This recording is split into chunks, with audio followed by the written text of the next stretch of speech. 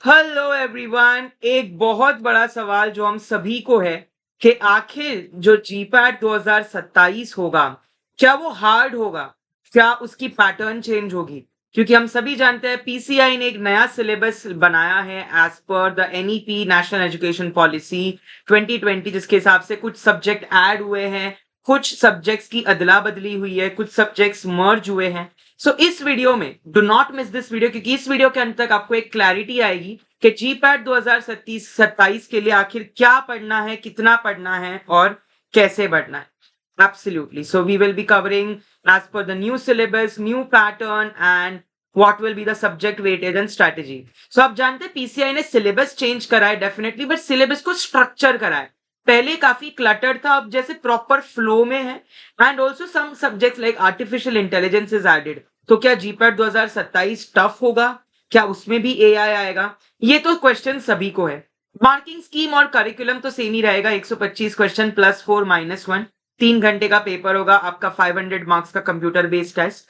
Old pattern में ज्यादा focus था फार्माकोलॉजी, सूटिक्स, chemistry, jurisprudence and minor subjects पे। अगर आप नया सिलेबस देखें तो काफी थेराप्यूटिक्स पार्ट यानी क्लिनिकल थेराप्यूटिक्स आ चुका है। Research methodology and biostatistics, novel drug delivery system, quality assurance, regulatory, ज्यादातर उस ओरिएंटेड आपका पीसीआई सिलेबस हुआ है।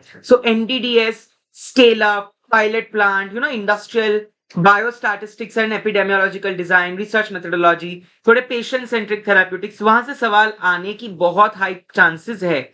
यानी कि जो आपको पहले डायरेक्ट आता था कि drug of choice in febrile seizures, अब मे बी वो केस बेस्ड है कि a 6-year-old child is suffering from febrile seizures, which could be the possible therapeutic option. Right, इस तरीके से क्वेश्चन को घुमा दे, इवॉल्व कर दे। तो ये आपको याद रख के चलना है my dear. Expected weightage, of course pharmacology सुटिक्स का बोलबाला तभी भी था, अभी भी रहेगा और आगे भी रहेगा ही रहेगा, कोई इश्यू नहीं है। अगर हम प्रोबेबिलिटी देखें तो आपको क्लिनिकल, पीवी, बायोस्टैट्स ये सब्जेक्ट्स पे थोड़ा ज्यादा फोकस करने की जरूरत है। ओके, तो कॉन्सेप्ट लिंकिंग, आपको फंडामेंटल और कॉन्सेप्ट क्लियर करना। अगर आप जीपैट 2027 की तैयारी कर रहे हैं तो डीएम करिएगा नंबर पे जो डिस्क्रिप्शन में है, आपकी तैयारी में काफी मदद होगी। एनालिसिस में थोड़ा सा यूवी, एचपीएलसी, डिसोल्यूशन, रेगुलेटरी के एस्पेक्ट से आपका आईसीएच गाइडलाइंस हो गए, आपके जीएमपी हो गए, आपके वैलिडेशन पैरामीटर्स हो गए।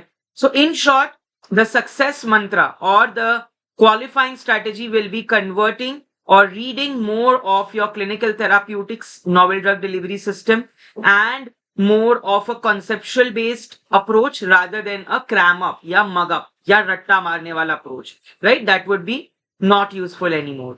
Your step by step process, number 1, आपके कोर स्ट्रॉन्ग करिए यानी कॉलेजी सुटिक्स, जिसका 50 to 60% ऑफ क्वेश्चंस या 50 to 60% वेटेज रहता है, किसी भी जीपैट का पेपर हो या कोई गवर्नमेंट एग्जाम का भी पेपर हो। वर्डिक्ट ये है, फाइनल वर्डिक्ट आप बता सकते हैं कि paper could be moderate to hard. अगर कॉन्सेप्चुअल है तो कुछ लोग जिनके कॉन्सेप्ट वीक है उन्हें वो हार्ड लगेगा, पर अगर आपका कॉन्सेप्ट क्लियर है तो डेफिनेटली आपके लिए ये एक इजी होगा।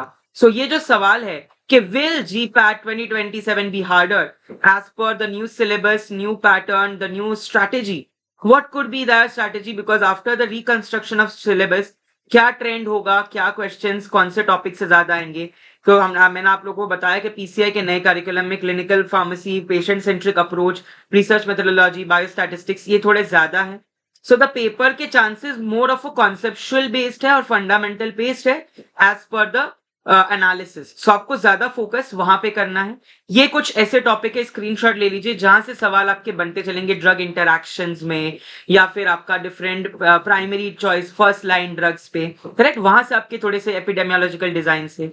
ये देखिए कुछ क्वेश्चन है जो मैंने आपके एग्जांपल्स के लिए लाए हैं। कॉन्सेप्ट लिंकिंग के फार्माकोकाइनेटिक्स डोसेज फॉर्म को लिंक कर देंगे।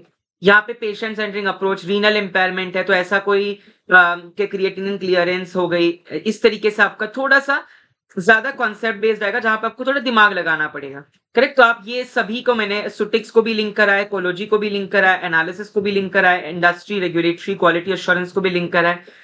Integrating your fundamental and concept mastery is helping you to overcome your syllabus fear.